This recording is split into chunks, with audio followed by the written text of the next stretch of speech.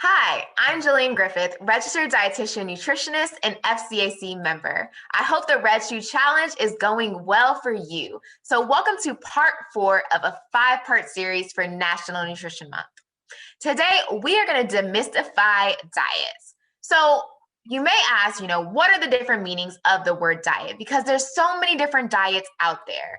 So the diet that we should all be on is balanced eating, creating balance throughout our day. And that means incorporating all of our food groups, getting those fruits and veggies, whole grains, and great sources of protein in. We want to make sure that we have a balanced diet. That's what we should be doing for life. That is a lifestyle decision.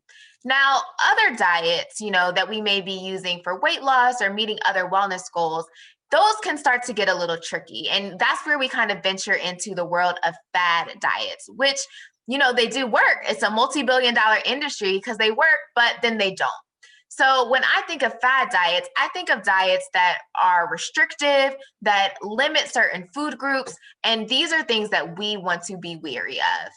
Now, an example of a lifestyle eating pattern or diet is going to be plant-based. We may question, there's so many different terms out there for plant-based eating. There's plant-based diets, vegetarianism, veganism, and what's the difference between all of them? The term plant-based is rather vague, but generally it refers to products or eating styles that are centered around plants. The typical American diet is centered around meat. If I were to ask you, what's for dinner? Your response or the average response is going to be chicken or fish or steak and. Now, plant-based eating flips that script and it makes plants the center of our plates. And as we've been talking about these last few weeks, that should really be how we're eating in the first place. If half of our plate is fruits and veggies every time we eat as we're building balance, we should be prioritizing plants on our plate. Half our plate is fruits and veggies, a quarter of our plate is grains. That's 75% of our plate right there that should be coming from plants. And then if you get plant-based sources of protein, you're already at 100%. So plant-based eating just means prioritizing plants on your plate. Now, plant-based eaters, though, may call themselves by many names. And that's because there are degrees of plant-based eating and levels of animal-based foods that they will eat. So you have the flexitarian, which eats certain meats and seafoods driven by preference. Then you have pescatarians, which eat no meat except seafood, but they also eat dairy and eggs. Next, you have vegetarians who eat no meat, but they do consume dairy and eggs. And then lastly, vegans who eat no animal products whatsoever, including meat, dairy, eggs, and honey. So there's different levels to it. Now, on the opposite end of the spectrum of balanced eating is fad diets. And one of the fad diets that's definitely gained popularity over the past few years is the keto diet. So for those of you who aren't familiar with the keto diet, it actually originally started as a method for seizure management, but now is a popular diet for weight loss and also diabetes management. Now, the premise of the keto diet is that it's very low in carbohydrates and high in fat, and that shifts our body into a state of ketosis.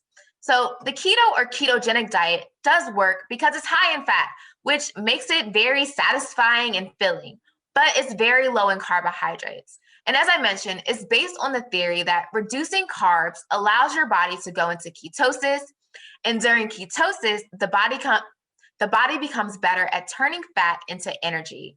It also turns fat into ketones in the liver, which ultimately improves brain function. And it's tied to treating epilepsy or working for people dealing with epilepsy.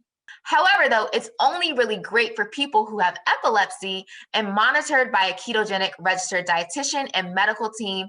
It's not for the average person looking to lose weight.